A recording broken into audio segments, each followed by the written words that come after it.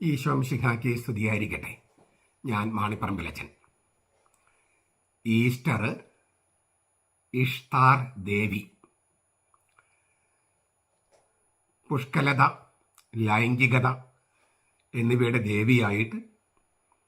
ദേവിയായ Ishtar ആണ് ക്രിസ്ത്യാനികൾ Easter ആക്കിയതെന്ന് നമ്മൾ സമൂഹമാധ്യമങ്ങളിലും അതിനു മുൻപും പ്രചരിക്കുന്നുണ്ട്.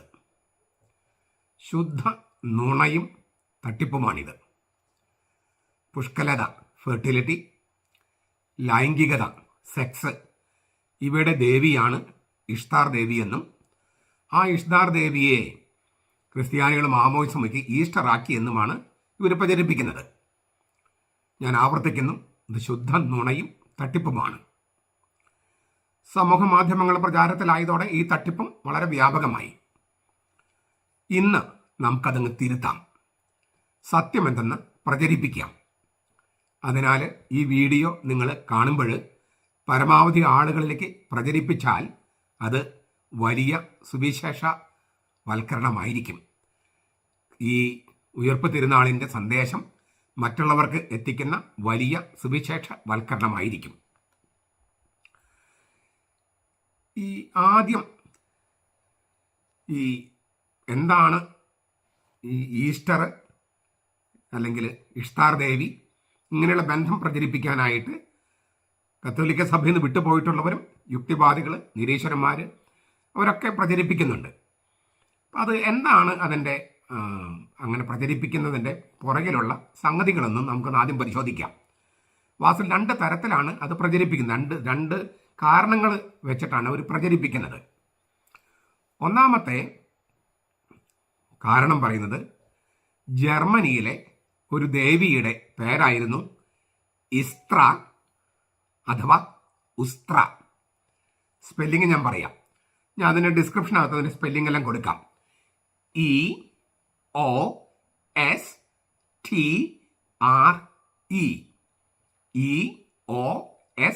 EOSTRE, ഇസ്ത്ര എന്നോ ഉസ്ത്ര എന്നോ ഉച്ചരിക്കും. ഒരു ആംഗ്ലോ സാക്സൺ വാക്കാണിത്. അതായത് ഇംഗ്ലീഷ് ഉണ്ടാകുന്നതിന് മുൻപ്, ഇപ്പോഴത്തെ മോഡേൺ ഇംഗ്ലീഷ് ഉണ്ടാകുന്നതിന് മുമ്പ് ഓൾഡ് ഇംഗ്ലീഷ് ഉണ്ടായിരുന്നു. ആ ഓൾഡ് ഇംഗ്ലീഷ് ഉത്ഭവിക്കുന്നത് ആംഗ്ലോ സാക്സൺ ഭാഷയിൽ നിന്നാണ്. ആ ഭാഷയിലൊരു വാക്കാണ് വാസ്തവത്തിൽ ഇസ്ത്ര അല്ലെങ്കിൽ ഉസ്ത്ര. അത് തന്നെയാണ് ജർമ്മൻ ഭാഷയിൽ അത് ഉപയോഗിക്കുന്നുണ്ട്. ഈ ഉസ്ത്ര അല്ലെങ്കിൽ ഇസ്ത്ര എന്ന് പറയുന്ന ദേവി ഇഷ്താർ ദേവിയായി അറിയപ്പെട്ടിരുന്നുവത്രേ. ഇതാണ് അവരുടെ ഒരു വാദം. അപ്പം അവർ പറയുന്ന അല്ലെങ്കിൽ പ്രചരിപ്പിക്കുന്ന, ഈ സമൂഹ മാധ്യമം പ്രചരിപ്പിക്കുന്ന ആ വാചകം ഞാൻ ആദ്യം പറയാം, എന്നിട്ട് നമുക്ക് അതിലത്തെ ഓരോ കാര്യങ്ങളും പരിശോധിക്കാം. ഇതാണ് ഇഷ്താർ, അതിനെയാണ് ഈസ്റ്റർ എന്ന് ഉച്ചരിക്കുന്നത്. ഇങ്ങനെയാണ് സമൂഹ മാധ്യമങ്ങളിലെ കത്തോലിക്ക സഭയ്ക്കെതിരെ, ക്രിസ്ത്യാനികൾക്കെതിരെ ചില ക്രിസ്ത്യാനികളും യുക്തിവാദികളും നിരീശ്വരനും പ്രചരിപ്പിക്കുന്നത്. ഇതാണ് ഇഷ്താർ, അതിന് ഈസ്റ്റർ എന്നാണ് ഉച്ചരിക്കുന്നത്. ഇഷ്താർ, ISHTAR, ഇഷ്താർ, അതിനെ ഈസ്റ്റർ എന്നാണ് ഉച്ചരിക്കുന്നത്. ഈസ്റ്ററിന്റെ സ്പെല്ലിംഗ് നിങ്ങൾക്കറിയാം. അവരുടെ വാചകം ഞാൻ ബാക്കിയുള്ള വാചകങ്ങൾ വായിക്കുകയാണ്. അസീറിയ, ബാബിലോണിയ എന്നിവിടങ്ങളിൽ പുഷ്കലതയുടെയും ലൈംഗികതയുടെയും ദേവിയായിരുന്ന ഇഷ്താർ ദേവിയുടെ ഉത്സവമായിരുന്നു മൗലികമായി ഈസ്റ്റർ. ഇഷ്താർ ദേവിയുടെ ഉത്സവം ഈസ്റ്റർ. അവളുടെ പ്രതീകങ്ങളായി ചിത്രീകരിച്ചിരുന്നത് മുട്ടയും മുയൽക്കുഞ്ഞുമാണ്. അത് പുഷ്കലതയുടെയും ഫെർട്ടിലിറ്റി, പിന്നെ സെക്സിന്റെയും ചിഹ്നങ്ങളായിരുന്നു. കോൺസ്റ്റന്റൈൻ ചക്രവർത്തി റോമാ സാമ്രാജ്യത്തെ ക്രൈസ്തവവൽക്കരിച്ചപ്പോൾ ഇഷ്താർ ദേവിയുടെ ഈസ്റ്റർ ഉത്സവം യേശുവിൻ്റെ ഉയർപ്പിനെ പ്രതിനിധാനം ചെയ്യുന്ന ഉത്സവമായിട്ട് മാറ്റി. ആ ഇഷ്താർ ദേവിയുടെ പ്രതീകങ്ങൾ ഉപയോഗിച്ചിരുന്ന മുട്ടയും പിന്നെ മുയൽ കുഞ്ഞും ഈസ്റ്ററിന്റെ പ്രതീകങ്ങളായി മാറി. എന്നാൽ വേരുകൾ തേടിപ്പോയാൽ ഈസ്റ്റർ എന്ന് നിങ്ങൾ വിളിക്കുന്നത് വാസ്തവത്തിൽ ഇഷ്താർ ആണ് വിജാതിയരുടെ ദേവി. ഇതാണ് ആരോപണം, കത്തോലിക്ക സഭയ്ക്ക് എതിരെയുള്ള ആരോപണം. ഈ രണ്ട് കാര്യങ്ങൾ ഞാൻ പറഞ്ഞല്ലോ. ഒന്ന്, ജർമ്മനിയിലെ ദേവിയുടെ പേരാണ് ഇസ്ത്ര അല്ലെങ്കിൽ ഉസ്ത്ര. അത് അസീറിയ, ബാബിലോണിയ എന്നിവിടങ്ങളിലെ പുഷ്കലതയുടെയും സെക്സിന്റെയും ദേവിയായിരുന്ന ഇഷ്താർ തന്നെയാണ്. അത് തന്നെയാണ് ഈസ്റ്ററിൽ ആഘോഷിക്കണേ. ഇതാണ് രക്തചുരുക്കം. ഇഷ്താർ ദേവിയുടെ പ്രതീകങ്ങൾ മുട്ടയും മുയൽക്കുഞ്ഞുമാണ് ഈസ്റ്ററിനും ഉപയോഗിക്കുന്നതെന്നാണ് അതിൻ്റെ ഒരു പ്രശ്നം. പിന്നെ ഇതിനെല്ലാം കാരണം പറയുന്നത് കോൺസ്റ്റന്റൈൻ ചക്രവർത്തി റോമാ സാമ്രാജ്യത്തെ ക്രൈസ്തവവൽക്കരിച്ചപ്പോൾ ഈ വിജാതീയ ദേവി അങ്ങനെ തന്നെ രൂപാന്തരപ്പെടുത്തി യേശുക്രിസ്തുവായിട്ട് മാറ്റുകയായിരുന്നു എന്നാണ്. ഈ പ്രസ്താവത്തിൽ ഓരോ കാര്യവും നമുക്ക് പരിശോധിക്കാം. ഓരോ സംഗതിയും പക്ക നുണയാണ് എന്ന കാര്യം നമുക്ക് വെളിച്ചത്ത് കൊണ്ടുവരികയും ചെയ്യാം. നമ്മളിത് ചെയ്യേണ്ടതുണ്ട് എന്നുള്ളതിന് ഒരു കാരണം പറയാം. നമുക്കിത് ഇഗ്നോർ ചെയ്യാമെന്ന് ചിലപ്പോൾ വിചാരിക്കാം. ഇതങ്ങ് നമ്മൾ അവഗണിച്ചാൽ പോരെ. അവഗണിച്ചാൽ രണ്ട് പ്രശ്നങ്ങളുണ്ട്. ഒന്ന്, ഇതേക്കുറിച്ചൊന്നും അറിയാത്ത ആളുകൾ അത് വിശ്വസിക്കും. രണ്ട്, പൗലോസ്ലീഹ പറയുന്നുണ്ട് തെസ്സലോനിക്കക്കാർക്ക് എഴുതിയ ലേഖനത്തിൽ 5-ാമത്തെ അധ്യായം 21-ാം വാക്യം, എല്ലാം ശോധന ചെയ്ത് നല്ലത് മാത്രം സ്വീകരിക്കണം. എല്ലാം പരിശോധിച്ച് നല്ലത് മാത്രം സ്വീകരിക്കണം. അപ്പൊ നമ്മൾ പരിശോധിക്കേണ്ടതുണ്ട്. നല്ലതാണെങ്കിലും സ്വീകരിക്കാവൂ. കേട്ട പാടെ സ്വീകരിക്കാൻ, പ്രത്യേകിച്ചും ന്യൂസായിട്ട് വരുന്നതോ സമൂഹ മാധ്യമം വരുന്നതോ TV ന്യൂസായിട്ട് വരുന്നതോ അച്ചടിച്ച് വരുന്നത്, മുദ്രണം ചെയ്ത് വരുന്നതോ ഒക്കെ വിശ്വസിക്കാനുള്ള ഒരു പ്രവണത നമുക്കുണ്ട്. ആ പ്രവണതയുള്ളത് കൊണ്ട് തന്നെ ഇങ്ങനെയെല്ലാം കാണുമ്പോൾ ഇതാണ് സത്യം എന്ന് വിചാരിക്കാൻ സാധ്യതയുണ്ട്. അപ്പം അതുകൊണ്ട് ഈ ഇഷ്താർ ദേവിയുടെ ഒരു ചിഹ്നവും അതിനകത്തുള്ളൊരു റൈറ്റിങ്ങും ഞാൻ പറ്റിയാൽ ഇതിൻ്റെ തമ്പനയിലിനകത്ത് ഇടാം. എത്രമാത്രം വ്യക്തമായിട്ട് വരുമെന്ന് എനിക്ക് അറിഞ്ഞുകൂടാ, ഞാൻ പരിശ്രമിക്കാം. നമുക്ക് ഇവർ പറഞ്ഞ രണ്ട് കാര്യങ്ങളിലെ അതിൻ്റെ സത്യാവസ്ഥ നമുക്ക് തേടി പോകാം. ഒന്ന്, ഇസ്ത്ര, ഈസ്റ്റർ, ഇഷ്താർ. ഇസ്ത്ര, ഈസ്റ്റർ, ഇഷ്താർ. ഇവ തമ്മിലൊരു ബന്ധമുണ്ടെന്ന് വാദത്തിന് വേണ്ടി തന്നെ അംഗീകരിക്കുക. ഇവർ പറയുന്ന പോലെ ഇസ്ത്ര ദേവി ജർമ്മനിയിലെ, ഇഷ്താർ ദേവി അസീറിയ അല്ലെങ്കിൽ ബാബിലോണിയിലെ, പിന്നെ നമ്മുടെ ഈസ്റ്റർ, ഈ മൂന്നും തമ്മിൽ അവർ പറയുന്ന രണ്ട് സംഗതികൾ ഇസ്ത്ര ദേവിയും ഇഷ്താർ ദേവിയും. ഇസ്ത്ര ദേവിയും ഇഷ്താർ ദേവിയും, ആ രണ്ട് ദേവിമാര് തമ്മിൽ ഈസ്റ്ററിന് ബന്ധമുണ്ട് എന്ന് അവർ പറയുന്ന ആർഗ്യുമെന്റ് നമ്മൾ വാദത്തിന് വേണ്ടി അംഗീകരിച്ചാൽ തന്നെ, വാദത്തിന് വേണ്ടി അംഗീകരിക്കുക. ഒരു കാര്യം വ്യക്തമാണ്, പുഷ്കലത, ഫെർട്ടിലിറ്റിയുടെയും ലൈംഗികതയുടെയും ആഘോഷമാണല്ലോ ഇവർ പറയുന്നത്. ഇസ്ത്രയുടെയും ഇഷ്താറിന്റെയും നമ്മൾ ആഘോഷിക്കുന്ന ഈസ്റ്റർ അതാണോ? ആ വാക്ക് ഇഷ്താർ ദേവിയും അല്ലെങ്കിൽ ഇസ്ത്ര ദേവിയുമായിട്ട് ബന്ധപ്പെട്ടാണ് ഈസ്റ്റർ എന്ന വാക്ക് ഉണ്ടായിരുന്നതെന്ന് വിചാരിക്കുക. ആ ഇഷ്താർ ദേവിയുടെയും ഇസ്ത്ര ദേവിയുടെയും ഒക്കെ ഉത്സവമായിരുന്നു ഈസ്റ്റർ എന്നും വിചാരിക്കുക. ആ ഇസ്ത്ര ദേവി എന്തിന്റെയാണ്? പുഷ്കലത, സെക്സ്, അതിന്റെ ദേവിയാണ്. ഇഷ്താർ ദേവിയും അവരുടെ വീക്ഷണത്തിൽ ഈ ഫെർട്ടിലിറ്റിയുടെയും പുഷ്കലത പിന്നെ സെക്സിന്റെയും ദേവിയാണ്. ആ ദേവിമാരുടെ ഉത്സവമാണോ നമ്മൾ ഈസ്റ്റർ എന്ന വാക്കുകൊണ്ട് ക്രിസ്ത്യാനികൾ ഉദ്ദേശിക്കുന്നത്? ആണോ? സെക്സിനെ ആഘോഷിക്കാനും പുഷ്കലതയെ, ഫെർട്ടിലിറ്റിയെ നമ്മൾ തീണ്ടാരി കല്യാണം എന്നൊക്കെ പറയില്ലേ, കുട്ടിക്കല്യാണം, തീണ്ടാരി കല്യാണം, അതൊക്കെയാണോ ഈസ്റ്ററിന് നമ്മൾ ആഘോഷിക്കുന്നത്? ക്രിസ്ത്യാനികളെ ഈസ്റ്റർ അതല്ലല്ലോ. അപ്പൊ ഇനി ആ വാക്ക് അവിടെ നിന്ന് വന്നെന്ന് വാദത്തിന് വേണ്ടി അംഗീകരിച്ചാൽ പോലും, അവിടെ നിന്നല്ലെന്നുള്ള കാര്യം ഞാൻ തെളിയിക്കാൻ പോവാണ്. വാദത്തിന് വേണ്ടി അംഗീകരിച്ചാൽ പോലും ഞാൻ പറയുന്ന അവര് പറയുന്ന ദേവിയുടെ ഉത്സവമായിട്ട് ഇതിന് യാതൊരു ബന്ധവുമില്ലല്ലോ. നമ്മുടെ കർത്താവായ യേശുക്രിസ്തു മരിച്ചവരിൽ നിന്ന് ഉയർത്തതിന്റെ ആഘോഷമാണ് നമ്മൾ ആചരിക്കുന്നത്. അപ്പൊ അതിനാൽ ഈ വാക്ക് അവിടെ നിന്ന് വന്നു, അല്ലെങ്കിൽ ആ ദേവിയുമായിട്ട് ബന്ധമുണ്ടെന്നും വാദത്തിന് വേണ്ടി അംഗീകരിച്ചാൽ പോലും ആ ദേവിയുടെ ഉത്സവമായിട്ടുള്ള ബന്ധവുമായിട്ടുള്ള യാതൊന്നും തന്നെ ക്രിസ്ത്യാനികളുടെ ഈസ്റ്ററിനകത്ത് ഇല്ല. അതുകൊണ്ട് വാദത്തിന് വേണ്ടി അംഗീകരിച്ചാൽ പോലും നമുക്ക് പ്രശ്നമുള്ളതല്ല. എല്ലാ കത്തോലിക്കർക്കും അറിയാം എന്താണ് ഈ ഈസ്റ്റർ കൊണ്ട് ഉദ്ദേശിക്കുന്നതെന്ന്. ക്രിസ്ത്യാനികൾക്ക് മാത്രമല്ല, ലോകത്തുള്ള സകല മനുഷ്യർക്കും അറിയാം ഈസ്റ്റർ എന്ന വാക്കുകൊണ്ട് ഇപ്പോൾ ഉദ്ദേശിക്കുന്നത് നമ്മുടെ കർത്താവായ യേശുക്രിസ്തു മരിച്ചവരിൽ നിന്ന് ഉയർത്തു എന്നുള്ള ആ സത്യം ലോകത്തോട് പ്രഘോഷിക്കുന്ന ആഘോഷിക്കുന്ന ആ ദിവസമാണ്. അത് ക്രിസ്ത്യാനികൾക്കറിയാം, കത്തോലിക്കർക്ക് നന്നായിട്ട് അറിയാം, ലോകത്തിന് മുഴുവൻ അറിയാം.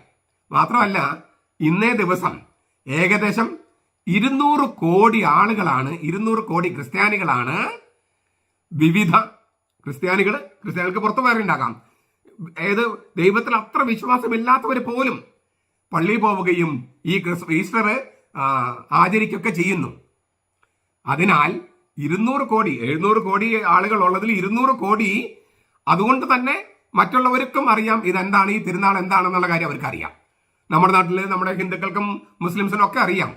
ചില മുസ്ലിംസ് എല്ലാം കർത്താവിന്റെ മരണവും ഉയർപ്പും നിഷേധിക്കുന്നുണ്ടെങ്കിൽ പോലും ഈ തിരുനാൾ എന്തിനാണ് ക്രിസ്ത്യാനികൾ ആചരിക്കുന്ന കാര്യം അവർക്ക് നന്നായിട്ട് അറിയാം. അതിനാൽ പണ്ട് ഇത് എന്തായിരുന്നു എന്ന കാര്യം വേണമെങ്കിൽ നമുക്ക് വിട്ടുകളയാം. പക്ഷെ പ്രശ്നം അവിടെ തീരുന്നില്ലല്ലോ. പ്രശ്നം തീരുന്നില്ല. എന്താ കാര്യം? ഇവര് എന്തിനാണ് ഈ സമൂഹ മാധ്യമങ്ങളിൽ നുണ പ്രചരിപ്പിക്കണേ? കത്തോലിക്ക സഭയെ അടിക്കാനായിട്ട് കിട്ടുന്ന വടികളൊക്കെ ഉപയോഗിക്കുക. അത് ബലമുള്ള വടിയാണെങ്കിലും ബലമില്ലാത്ത വടിയാണെങ്കിലും കത്തോലിക്ക സഭയെ എങ്ങനെയൊക്കെ അടിക്കാമോ അതിനുള്ള ഇങ്ങനെ എന്താ പറയുക പഴുതുകൾ നോക്കി നടക്കുകയാണ് ഈ യുക്തിവാദികൾ എന്ന് പറഞ്ഞാൽ. യുക്തിയില്ലാത്തവരും നിരീശ്വരന്മാരെന്ന് പറയുന്ന ഇല്ലേ, അവർ ശരിക്കും നിരീശ്വരവാദികളൊന്നും അല്ല. അവരാണ് ദൈവം എന്നുള്ള വാക്ക് ഏറ്റവും കൂടുതൽ ഉപയോഗിക്കണം എന്നാണ് എൻ്റെ അഭിപ്രായം. അപ്പോൾ ചില ക്രൈസ്തവ മതമൗലികവാദികളുണ്ട്, പെന്തക്കോസ്ത ദൈവസഭക്കാര്, പിന്നെ യഹോവ സാക്ഷികൾ. ഞാൻ പറയുന്ന അവരുടെ നല്ല കാര്യങ്ങളൊക്കെ അംഗീകരിച്ചുകൊണ്ട് തന്നെയാണ് ഞാൻ പറയുന്നത്. പക്ഷെ അവർ കത്തോലിക്ക സഭയെ ആക്രമിക്കാനായിട്ട് ഇത് ഉപയോഗിക്കുന്നു. അപ്പോൾ നിരീശ്വരന്മാര്, യുക്തിവാദികള്, പിന്നെ മതമൗലികവാദികള് അവർ കത്തോലിക്ക സഭയെ അടിക്കാൻ വേണ്ടി ഇത് ഉപയോഗിക്കുന്നത് കൊണ്ട് ഈ അടി ഏൽക്കില്ല, കത്തോലിക്കർക്ക് ഏൽക്കില്ല, കത്തോലിക്ക സഭയ്ക്ക് ഏൽക്കില്ല എന്ന് നമ്മൾ തെളിയിക്കേണ്ടതുണ്ട്. കാരണം ഇവർ പറയുന്നതിനകത്ത് സത്യത്തിന്റെ ഒരു കണിക പോലും ഇല്ല. അതാണ് നമ്മൾ പറയാൻ വരുന്നത്.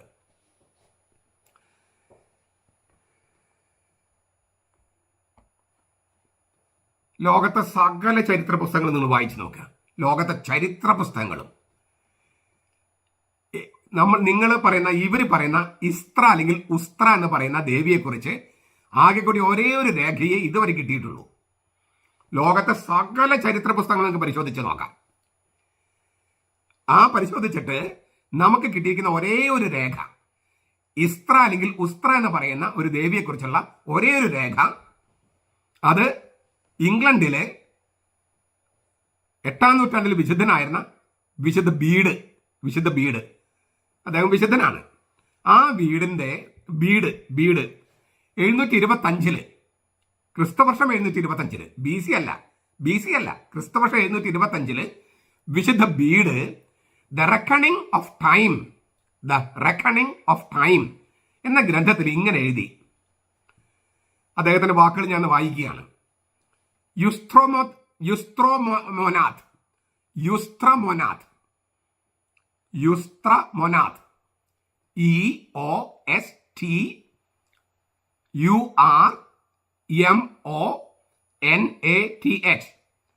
യുസ്തറമൊനാദ് എന്ന വാക്കിനെ ഇപ്പോൾ ഭാഷപ്പെടുത്തുന്നത് പെസഹ മാസം എന്നാണ്. പണ്ട് ഉസ്ത്ര EOSTRE എന്നറിയപ്പെട്ടിരുന്ന ദേവിയുടെ പേരുമായി ബന്ധപ്പെട്ടായിരുന്നു അത്. അവരുടെ ഓർമ്മയ്ക്കായി ആ മാസം വണക്കമാസമായി ആചരിച്ചിരുന്നു. ഇപ്പോൾ അത് പെസഹ കാലമായി. ആ പഴയ ആചാരം പുതിയ ലിറ്റർജിയുടെ ആനന്ദത്തിന് വഴിമാറിക്കൊടുത്തു. ഇതാണ് ഇദ്ദേഹം എഴുതിയിരിക്കുന്നത്. ഞാൻ ഒന്നുകൂടി വായിക്കുക. വിശുദ്ധ Bede the reckoning of time എന്ന ഗ്രന്ഥത്തില് ക്രിസ്തുവർഷം 725 എഴുതി. യുസ്തറമൊനാദ് എന്ന വാക്കിനെ ഇപ്പോൾ ഭാഷപ്പെടുത്തുന്നത് പെസഹ മാസം എന്നാണ്. പണ്ട് ഉസ്ത്ര EOSTRE എന്നറിയപ്പെട്ടിരുന്ന ദേവിയുടെ പേരുമായി ബന്ധപ്പെട്ടതായിരുന്നു അത്. അവരുടെ ഓർമ്മയ്ക്കായി ആ മാസം വണക്കമാസമായി ആചരിച്ചിരുന്നു. ഇപ്പോൾ അത് പെസഹ കാലമായി. പഴയ ആചാരം പുതിയ ലിറ്റർജിയുടെ ആനന്ദത്തിന് വഴിമാറിക്കൊടുത്തു. അതെ, ഇതാണത്. എന്ത്? വെറും ഒരു നാടോടി കഥ. വിശുദ്ധ ബീഡ് എഴുതിയിരിക്കുന്നത് ഒരു നാടോടി കഥയാണ്. നാം ഇസ്ത്ര അല്ലെങ്കിൽ ഉസ്ത്ര എന്ന് വിളിക്കുന്നതിനെ കുറിച്ചുള്ള സകല സംഗതിയും ഈ ചെറുവാക്യത്തിലുണ്ടെന്ന് മാത്രമല്ല ലോക ചരിത്രത്തിൽ തന്നെ ഈ ഒരു സംഗതിയേ ഉള്ളൂ. വേറൊരു രേഖയും ഈ ഇസ്ത്ര അല്ലെങ്കിൽ ഉസ്ത്ര എന്ന ദേവിയെക്കുറിച്ച് ഇതുവരെ കണ്ടുകിട്ടിയിട്ടില്ല. ഇദ്ദേഹം ഇംഗ്ലണ്ടിലാണ്. പക്ഷെ ഇംഗ്ലണ്ടിലേക്ക് ജർമ്മനിയിൽ നിന്ന് കുടിയേറി പാർത്ത കുറെ പേരുണ്ടായിരുന്നു. അവരാണ് ഈ ആംഗ്ലോ സാക്സൺ ഭാഷ ജർമ്മനിയിൽ നിന്ന് ഇംഗ്ലണ്ടിലേക്ക് കൊണ്ടുപോയത്. അപ്പൊ ജർമ്മനിയിലെ പാരമ്പര്യത്തിനെ അടിസ്ഥാനമാക്കി ആയിരിക്കാം ഇദ്ദേഹം പറയുന്നത് ഈ ആംഗ്ലോ സാക്സൺ കുടിയേറ്റക്കാർ കൊണ്ടുവന്ന ഒരു പാരമ്പര്യം ആയിരിക്കാം. പക്ഷേ വിശുദ്ധ ബീഡിന് അബദ്ധം പിണഞ്ഞിരിക്കാൻ വളരെ സാധ്യതയുണ്ട്. അതിന് കാരണം പറയാം.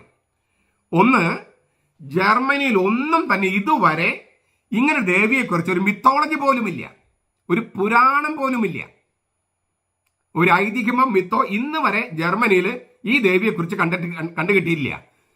ഒരു പുരാണമില്ല, ഒരു മിത്തില്ല, കഥയില്ല, ക്ഷേത്രങ്ങളില്ല. അപ്പൊ ജർമ്മനിയില് ഇസ്ത്ര അല്ലെങ്കിൽ ഉസ്ത്ര എന്ന് പറഞ്ഞ ഒരു ദേവി ഉണ്ടായിരുന്നുവെന്നും ആ ഇസ്ത്ര അല്ലെങ്കിൽ ഉസ്ത്ര ദേവിയെ ക്രൈസ്തവവൽക്കരിച്ച് ഈസ്റ്റർ ആക്കിയതാണെന്നുമുള്ള ഈ യുക്തിവാദികളുടെയും നിരീശ്വരന്മാരുടെയും അകത്തോലിക്കലായിട്ടുള്ള മതമൗലികവാദികളുടെയും ആരോപണത്തിന് ഒരു തെളിവ് പോലുമില്ല. ഈ വിശുദ്ധ ബീഡ് പറയുന്ന ഒരു സ്റ്റേറ്റ്മെന്റ് ഉണ്ട്. പക്ഷേ അതിന് മറ്റൊരു തെളിവില്ല. ജർമ്മനിയിൽ അങ്ങനെ ഈ ദേവിയെക്കുറിച്ച് ഒരു പുരാണമില്ല, ഒരു മിത്തില്ല, ഒരു ക്ഷേത്രമില്ല, മറ്റൊരു രേഖയും കിട്ടിയിട്ടില്ല. തീർന്നില്ല. ഈ ദേവി വണങ്ങിയിരുന്ന ഏതെങ്കിലും സ്ഥലങ്ങളുടെ പേര് ഇതുവരെ കണ്ടുകിട്ടിയിട്ടില്ല. അപ്പൊ പിന്നെ ബീഡിന് എങ്ങനെ കിട്ടിയത്? ഈ കുടിയേറി പാർത്ത, ഈ ജർമ്മനിയിൽ നിന്ന് ഇംഗ്ലണ്ടിലേക്ക് കുടിയേറി പാർത്ത ഏതെങ്കിലും ഒരു ഗ്രാമത്തില് ഒരു കുടുംബത്തിന്റെ ക്ഷേത്രം അല്ലെങ്കിൽ ഒരു കുടുംബത്തിന്റെ പരദേവത എന്നൊക്കെ പറയില്ലോ. നമ്മുടെ നാട്ടിൽ ഒരു കുടുംബത്തെ ഭരിക്കുന്ന ദേവത, അതന്നെ പരദേവത. പരദേവത എന്ന് വെച്ചാൽ ഓരോ കുടുംബത്തിന്റെ ദേവന്മാര്, ആ ഒരു സങ്കല്പം ഉണ്ടായിരുന്നു. അപ്പൊ അങ്ങനെ ഈ ജർമ്മനിയിൽ നിന്ന് ഇംഗ്ലണ്ടിലേക്ക് കുടിയേറിപ്പേർത്ത ആംഗ്ലോ സാക്സൺ കുടുംബത്തിലെ ഏതെങ്കിലും ഒരു കുടുംബത്തിലെയോ ഏതെങ്കിലും ചെറിയൊരു പ്രദേശത്തിലെ ഒരു ഗ്രാമത്തിലെയോ പരദേവത, ഒരു ചെറിയ പ്രദേശത്തെ പരദേവത ആയിരുന്നിരിക്കാം ഇസ്ത്ര അല്ലെങ്കിൽ ഉസ്ത്ര ദേവി. അങ്ങനെ ചെറിയൊരു ഗ്രാമത്തിലോ ചെറിയൊരു കുടുംബത്തിന്റെയോ ദേവിയായിരുന്ന ഇസ്ത്രാദേവിയെ അല്ലെങ്കിൽ ഉസ്ത്രാദേവിയെ ലോകം മുഴുവൻ ആചരിക്കുന്ന ക്രിസ്തുവിന്റെ ഈസ്റ്റർ ആയിട്ട് രൂപാന്തരപ്പെടുത്തേണ്ട എന്തെങ്കിലും കാര്യമുണ്ടോ? അങ്ങനെ ആരെങ്കിലും ചിന്തിക്കുകയോ? കോൺസ്റ്റന്റൈൻ ചക്രവർത്തി ചിന്തിക്കുമായിരുന്നോ?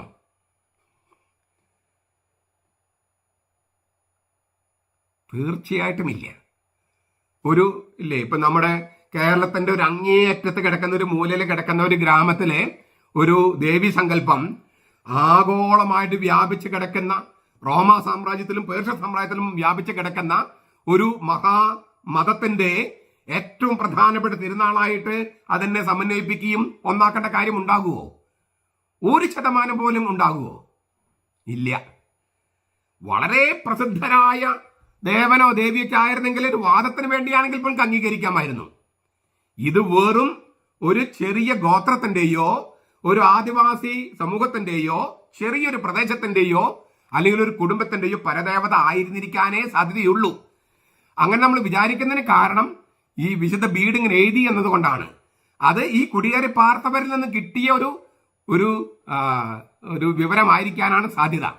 കാരണം ജർമ്മനിയിൽ ഇങ്ങനെ ഒരു പുരാണമില്ല, ഒരു മിത്തില്ല, ഒരു ഗ്രന്ഥങ്ങളില്ല, ക്ഷേത്രമില്ല. അങ്ങനെ ഈ ഏതെങ്കിലും സ്ഥലവുമായി ഈ ദൈവവുമായിട്ട് ബന്ധപ്പെട്ട സ്ഥലം പോലും കണ്ടെത്താൻ കഴിഞ്ഞിട്ടില്ല. അതിനാൽ ഒരു രേഖയും ഇല്ലാതെയാണ് ഈ ഇസ്ത്രാദേവി അല്ലെങ്കിൽ ഉസ്ത്രാദേവിയാണ് ഈസ്റ്റർ ആക്കി മാറ്റിയതെന്ന് ഇവര് പ്രചരിപ്പിക്കുന്നത്. അതിനകത്ത് യാതൊരു അടിസ്ഥാനമില്ലെന്ന് തെളിവാണത്. ഞാൻ ഈ പറഞ്ഞ കാര്യം നിങ്ങൾക്ക് ക്രോസ് ചെക്ക് ചെയ്യാം. ഞാൻ പറഞ്ഞ കാര്യം നിങ്ങൾ പരിശോധിച്ചോളൂ. ഇനി ഇവര് പറയുന്ന മറ്റൊരു കാര്യം എന്താണ്? ഈ ജർമ്മനിയിലെ ഇസ്ത്ര അല്ലെങ്കിൽ ഉസ്ത്ര ദേവി അസീറിയയിലെയും ബാബിലോണിയയിലെയും ഇഷ്താർ ദേവി തന്നെയാണ്. അതാണ് രണ്ടാമത്തെ ആർഗ്യുമെന്റ്. അതായത് ജർമ്മനിയിലെ ഇസ്ത്ര അല്ലെങ്കിൽ ഉസ്ത്ര എന്ന് പറയുന്ന ദേവി, ആ ദേവി ദേവിയുടെ പാരമ്പര്യം ഇംഗ്ലണ്ടിലേക്ക് കുടിയേറി പാർത്തവരെ കൊണ്ടുവന്നപ്പോൾ ഇംഗ്ലണ്ടിലും വന്നു. ആ ദേവി തന്നെയാണ് ഇംഗ്ലീഷുകാർ പറയുന്ന ഈ ഇസ്ത്ര അല്ലെങ്കിൽ ഉസ്ത്ര ദേവി, ജർമ്മൻകാർ പറയുന്ന ഇസ്ത്ര അല്ലെങ്കിൽ ഉസ്ത്ര ദേവി, ആ ദേവി തന്നെയാണ് അസീറിയയിലെയും ബാബിലോണിയയിലെയും ഇഷ്താർ ദേവി. അങ്ങനെ ഈ രണ്ട് ദേവിമാരും ഇവരങ്ങട് ഒന്നാക്കി. എന്തിന്റെ അടിസ്ഥാനത്തില്? ഈ ബിരുദന്മാരുണ്ടല്ലോ, ഈ യുക്തിവാദികള്, ഒരു യുക്തിയില്ലെന്ന് ഓർക്കണേ. ഞങ്ങൾ യുക്തി ഉണ്ടെങ്കിൽ വിശ്വസിക്കുന്ന പറയുന്നവരിൽ ഒരു യുക്തിയെങ്കിലും കാണണ്ടേ? നിരീശ്വരന്മാർക്ക് എന്തെങ്കിലും ഒരു വിവരമുണ്ടോ? ഈ കത്തോലിക്ക സഭയെ ആക്രമിക്കുന്ന ഈ മതമൗലികവാദികൾക്ക് ഇല്ലേ ഇങ്ങനെ കൂട്ടിക്കെട്ടാനായിട്ട് ഒരു ഉളിപ്പ് തോന്നണില്ലേ? എന്തടിസ്ഥാനത്തിലാണ് നിങ്ങളിങ്ങനെ ഈ കൂട്ടിക്കെട്ടുന്നത്? എന്താ അങ്ങനെ ഞാൻ പറയണ കാരണം എന്താണ്? ചരിത്രം പഠിക്കുന്ന കുട്ടികൾക്ക് അറിയാം. ഞാനൊന്ന് പറയാണ്. BC 3000 BC, ക്രിസ്തു ജനിക്കുന്നതിന് 3000 വർഷങ്ങൾക്ക് മുമ്പ് സുമേരിയ സാമ്രാജ്യത്തില് ഇനാന്ന എന്ന് പറഞ്ഞ ദേവി ഉണ്ടായിരുന്നു. ഇനാന്ന, അത് സുമേരിയക്കാരുടെ ദേവിയാണ്. പിന്നീട് ഒരു 12,000 വർഷങ്ങൾ കഴിഞ്ഞപ്പോൾ, ഒരു 1500 വർഷം കഴിഞ്ഞപ്പോൾ അസീറിയക്കാർക്ക് പ്രാമാണ്യം വന്നു. ഒന്നാം അസീറിയൻ സാമ്രാജ്യം അത് ക്ഷയിച്ചു പോയി. പിന്നെ വീണ്ടും നിയോ അസീറിയൻ എംപയർ വന്നു. അത് ക്രിസ്തുവിന് മുമ്പ് ഏതാണ്ട് ഒരു 800 ചില്ലാനം വർഷങ്ങൾക്ക് മുൻപ് ഒരു 100-200 വർഷത്തോളം ഈ അസീറിയക്കാരുടെ മേൽക്കോയ്മയായിരുന്നു. BC 800-കളിൽ 800-700 629 BC 629 ബാബിലോണിയക്കാര് അസീറിയക്കാരെ ആക്രമിച്ചു. അതൊരു നീണ്ട യുദ്ധമായിരുന്നു. ആ യുദ്ധത്തിൽ അസീറിയക്കാർ തോറ്റു. ബാബിലോണിയക്കാര് അവിടെ കയറി. ഈ അസീറിയക്കാർക്ക് ഒരു ദേവി ഉണ്ടായിരുന്നു, ബാബിലോണിയക്കാർക്ക് ഒരു ദേവി ഉണ്ടായിരുന്നു, ഇഷ്താർ. സുമേരിയക്കാരുടെ ദേവി ഇനാന്ന. അതൊരു 12,000 വർഷം കഴിഞ്ഞപ്പോൾ ആ സുമേരിയൻ സംസ്കാരം നഷ്ടപ്പെട്ടു പോയി. പിന്നെ വന്ന സംസ്കാരമാണ് അസീറിയൻ സംസ്കാരം. അവർക്ക് ഇഷ്താർ എന്ന് പറഞ്ഞ ദേവിയുണ്ട്. ബാബിലോണിയക്കാർക്കും ഇഷ്താർ എന്ന ദേവിയുണ്ട്. പക്ഷേ ഈ ബാബിലോണിയക്കാര്, ഈ അസീറിയക്കാര്, ബാബിലോണിയക്കാര്, അസീറിയക്കാര് ഞാൻ പറഞ്ഞു കഴിഞ്ഞു 800-കളും BC 800-കളും 700-കളുമാണ് അവരുടെ മേൽക്കോയ്മ. BC 629 ബാബിലോണിയക്കാർ അസീറിയക്കാരെ കീഴ്പ്പെടുത്തി കഴിഞ്ഞു. അപ്പൊ ഈ അസീറിയക്കാർക്കും ബാബിലോണിയക്കാർക്കും ഇങ്ങനൊരു ദേവി ഉണ്ടായിരുന്നു, ഇഷ്താർ ദേവി ഉണ്ടായിരുന്നു. പുഷ്കലതയുടെയും സെക്സിന്റെയും ലൈംഗികതയും ദേവി ഉണ്ടായിരുന്നു. പക്ഷേ 629 ബാബിലോണിയക്കാരെ പേർഷ്യൻ സാമ്രാജ്യം ആക്രമിച്ചു. സൈറസ് എന്ന് പറഞ്ഞ പേർഷ്യൻ രാജാവ് 539 BC 539 ബാബിലോണിയക്കാരെ അസീറിയക്കാരെ ആക്രമിച്ചത്, ബാബിലോണിയക്കാരെ ആക്രമിച്ചത് 629. അത് കഴിഞ്ഞ് ഒരു 1.5 നൂറ്റാണ്ട് കഴിഞ്ഞപ്പോൾ പേർഷ്യക്കാര് ബാബിലോൺകാരെ ആക്രമിച്ച് കീഴ്പ്പെടുത്തി, അങ്ങനെ നിരപ്പാക്കി. നമുക്ക് ബൈബിളിൽ അറിയാം സൈറസിനെ കുറിച്ചൊക്കെ. യെശയ്യാ പ്രവാചകനും യെരമ്യ പ്രവാചകനും എസെക്കിയേൽ പ്രവാചകനും ഒക്കെ ധാരാളം പറയുന്നുണ്ട്. ഈ സൈറസ് ആണ് യഹൂദന്മാർക്ക് വേണമെങ്കിൽ തിരിച്ചു പോകാം, ബാബിലോണിയൻ തിരിച്ചു പോകാം, യഹൂദ നാട്ടിലേക്ക് തിരിച്ചു പോകാം എന്നുള്ള കൽപ്പന കേട്ടത് BC 537. ഈ 539 പേർഷ്യൻ സാമ്രാജ്യം കീഴ്പ്പെടുത്തി കഴിഞ്ഞപ്പോൾ പേർഷ്യൻ ദേവന്മാരെ മുഴുവൻ മ്യൂസിയങ്ങളിലാക്കി മാറ്റി. പേർഷ്യക്കാർക്ക് ഇഷ്താർ എന്ന് പറയുന്ന ഒരു ദേവി ഉണ്ടായതായിട്ട് ഇതുവരെ ചരിത്രരേഖകളില്ല. സുമേരിയക്കാർക്ക് ഇനാന്ന എന്നൊരു ദേവി ഉണ്ടായിരുന്നു. അസീറിയക്കാർക്കും ബാബിലോണിയക്കാർക്കും ഇഷ്താർ എന്ന ദേവി ഉണ്ടായിരുന്നു. പക്ഷെ ആ ഇഷ്താർ ദേവിയുടെ പ്രാധാന്യമെല്ലാം BC 539 യുദ്ധത്തോടെ അവസാനിച്ചു. പേർഷ്യക്കാര് ബാബിലോണിയക്കാരെ കീഴ്പ്പെടുത്തി. ബാബിലോണിയക്കാർ അതിനു മുമ്പ് അസീറിയക്കാരെ കീഴ്പ്പെടുത്തിയിരുന്നു. പേർഷ്യക്കാർക്ക് ഇന്ന് വരെ നമ്മുടെ അറിവനുസരിച്ച് ഇഷ്താർ എന്ന പേരിലൊരു ദേവി ഉണ്ടായിട്ടില്ല. പേർഷ്യക്കാരുടെ സാമ്രാജ്യം കഴിഞ്ഞു ഗ്രീക്ക്, മഹാനായ അലക്സാണ്ടറിന്റെ ഗ്രീക്ക് സാമ്രാജ്യം 4-ാം നൂറ്റാണ്ടിൽ. അത് കഴിഞ്ഞ് കുറച്ച് കഴിഞ്ഞപ്പോൾ വന്നതാണ് റോമാ സാമ്രാജ്യം. ഈ ഗ്രീക്ക് സാമ്രാജ്യത്തിലോ റോമാ സാമ്രാജ്യത്തിലോ ഇഷ്താർ എന്ന് പറയുന്ന ഒരു ദേവി ഉള്ളതായിട്ട് ഇതുവരെ നമുക്ക് തെളിവ് കിട്ടിയിട്ടില്ല. നിങ്ങൾക്ക് മനസ്സിലായോ? BC 539 ഈ ഇഷ്താർ ദേവിയെ കുറിച്ചുള്ള ആ ആചാരങ്ങൾ ഉണ്ടായിരുന്ന ജനത തന്നെ ഇല്ലാണ്ടായി. മ്യൂസിയങ്ങളിൽ മാത്രമായിട്ട് ഇഷ്താർ ദേവി മാറിക്കഴിഞ്ഞു. പേർഷ്യക്കാർ ആ ദേവിയെ ആരാധിച്ചിരുന്നില്ല, റോമാക്കാരില്ല, അതിനുമുമ്പ് ഗ്രീക്കുകാരില്ല. അപ്പൊ പേർഷ്യക്കാരില്ല, ഗ്രീക്കുകാരില്ല, റോമാക്കാരില്ല. അതായത് കോൺസ്റ്റന്റൈൻ ചക്രവർത്തി എന്ന് പറയുന്നത് ക്രിസ്തുവർഷം 4-ാം നൂറ്റാണ്ടിലാണ്. BC 6-ാം നൂറ്റാണ്ടില് നിന്നുപോയൊരു ദേവി, അന്യം നിന്നുപോയൊരു ദേവി, അന്യം നിന്നുപോയ ക്ഷേത്രം, അന്യം നിന്നുപോയ എല്ലാം 800 വർഷം കഴിഞ്ഞിട്ട് 600 400 1000 വർഷം കഴിഞ്ഞിട്ട് അസ്തിത്വത്തിൽ ഇല്ലാത്തൊരു ദേവിയുമായിട്ട് കൂട്ടിയോജിപ്പിക്കാൻ കോൺസ്റ്റന്റൈൻ ചക്രവർത്തിക്ക് വല്ല വട്ടുണ്ടായിരുന്നോ? തീർന്നില്ല. ഈ നിന്ന് പോയ, അതായത് ബീഡ് പറയുന്നതും ഈ ആംഗ്ലോ സാക്സൺ പാരമ്പര്യം ഉസ്ത്ര അല്ലെങ്കിൽ ഇസ്ത്ര ദേവിയെ കുറിച്ച് പറയുന്നത് 7-ാം നൂറ്റാണ്ടിലല്ലേ? 8-ാം നൂറ്റാണ്ടിലാണ്. ക്രിസ്തുവർഷം 8-ാം നൂറ്റാണ്ടില്. BC-യില്, ക്രിസ്തുവിന് മുൻപ് BC-യില് 6-ാം നൂറ്റാണ്ടിൽ നിന്ന് പോയൊരു ദേവിയെ, ഇഷ്താർ ദേവിയെ, ക്രിസ്തുവർഷം 8-ാം നൂറ്റാണ്ടില് ഇസ്ത്ര അല്ലെങ്കിൽ ഉസ്ത്ര ദേവിയുമായിട്ട് ഇങ്ങനെ ഒന്നാക്കാൻ, അത് രണ്ടും ഒന്നാണെന്ന് പറയാൻ എന്ത് തെളിവാണ് ഇവരുടെ കയ്യിലുള്ളത്? ഞാൻ ഒന്നുകൂടി പറയാം, ഞാൻ ആവർത്തിക്കുന്നതിന്റെ കാര്യം നമുക്ക് മനസ്സിലാവുമെന്ന് ഞാൻ വിചാരിക്കുന്നു. ഇസ്ത്ര അല്ലെങ്കിൽ ഉസ്ത്ര ദേവിയെക്കുറിച്ചുള്ള ഈ ഇംഗ്ലണ്ടിലെ പാരമ്പര്യം ക്രിസ്തുവർഷം 8-ാം നൂറ്റാണ്ടില്. ഇനി അതിന് മുമ്പാണെങ്കിൽ ആംഗ്ലോ സാക്സൺ കുടിയേറ്റം നടക്കുന്നത് ക്രിസ്തുവർഷം 5, 6, 7 നൂറ്റാണ്ടുകളിലാണ്. ഏറ്റവും ആദ്യത്തെ കുടിയേറ്റം തന്നെ നോക്കുക, 5-ാം നൂറ്റാണ്ട് വിചാരിക്കാം. ക്രിസ്തുവർഷം 5-ാം നൂറ്റാണ്ട്. ക്രിസ്തുവിന് മുമ്പ് 6-ാം നൂറ്റാണ്ടിൽ അന്യം നിന്നുപോയ ഒരു ദേവിയാണ് ഇഷ്താർ ദേവി. അസീറിയക്കാരുടെയും ബാബിലോണിയക്കാരുടെയും ദേവി. പേർഷ്യക്കാർ ആക്രമിച്ചു കഴിഞ്ഞപ്പോൾ അത് ആ ദേവി തന്നെ അപ്രത്യക്ഷമായി. അതുകൊണ്ടാണ് ഞാൻ പേർഷ്യ സാമ്രാജ്യത്തിൽ ഇഷ്താർ ദേവി ആരാധിച്ചിരുന്ന തെളിവ് കിട്ടിയിട്ടില്ല. ഗ്രീക്കുകാർ ആരാധിച്ച തെളിവ് കിട്ടിയിട്ടില്ല. റോമാക്കാർ ആരാധിച്ച തെളിവ് കിട്ടിയിട്ടില്ല.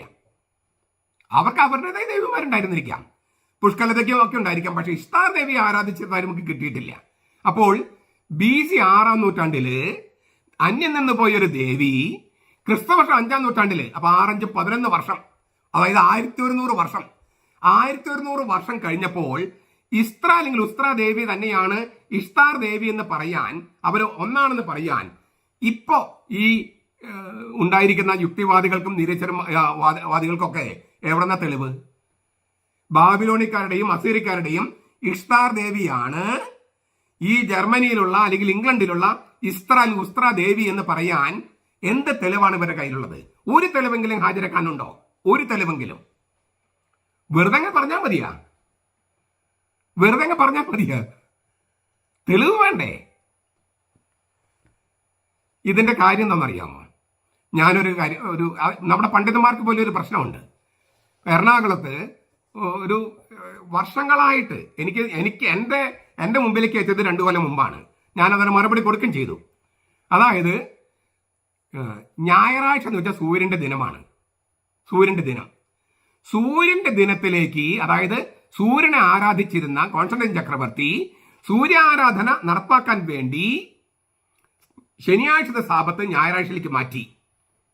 ഇങ്ങനെയാണ് ഈ എറണാകുളം അങ്കമാലി അതിരൂപതയില് വളരെ മഹാനായ ഒരു പണ്ഡിതൻ, അദ്ദേഹത്തിന്റെ പുസ്തകം ഞാൻ ബിബ്ലിയ അക്കാദമി പ്രസിദ്ധപ്പെടുത്തിയിട്ടുണ്ട്.